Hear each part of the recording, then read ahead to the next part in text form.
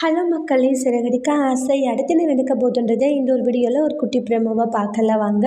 சத்யா வந்து ரேக்கா வர சொல்லியிருப்பாங்கன்ட்டு ரெசார்ட்டுக்கு போகிறாங்க. போனது சத்யா, உங்களுடைய முடிவு என்ன சத்யா, அதுக்காக தான் நான் இவ்வளோ வெயிட் பண்ணிகிட்டு இருக்கேன்றாங்க. என்னை ஏற்கனவே ரொம்ப வெயிட் பண்ண வச்சுட்டீங்க, திரும்பவும் என்னை வெயிட் பண்ண வைக்காதீங்க சத்யான்றாங்க. ஏன்னா உங்களுடைய முடிவு என்னன்னு தெரிஞ்சுக்க நான் ரொம்பவே ஆவலோடு காத்துட்ருக்கேன்றாங்க. நீங்கள் முடிவை சொல்லுவீங்கன்னு நான் நினைக்கிறேன் அப்படின்றலாம் சொல்லிட்டு இருக்காங்க. அதுக்கப்புறமா வந்து please Sathya சொல்லுங்கன்றாங்க.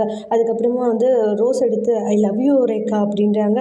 I love you too சத்யான்றாங்க. ஏன்னா நீங்கள் இந்த மாதிரி என்னுடைய காதலை அப்செப்ட் பண்ணிப்பீங்களா பண்ணிக்க மாட்டீங்களான்ட்டு நினச்சி பயந்துகிட்டே இருந்தாங்க. எப்படியோ என்னுடைய காதலை நல்ல வழியாக ஏற்றுக்கிட்டீங்க, ரொம்ப சந்தோஷன்றாங்க.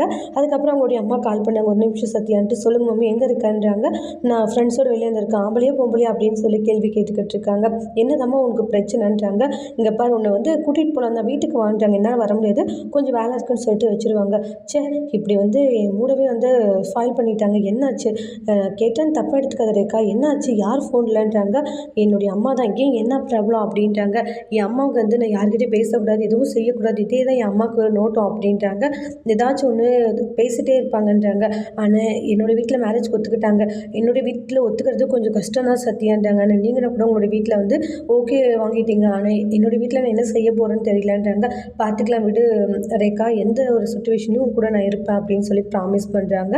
அதோட இந்த ப்ரமும் முடிச்சிருக்காங்க. இனி வரக்கூடிய எபிசோடில் என்ன மாதிரி ஒரு டோஸ்ட் வரப்போகுதுன்றதை வெயிட் பண்ணி பார்க்கலாம். தேங்க்யூ.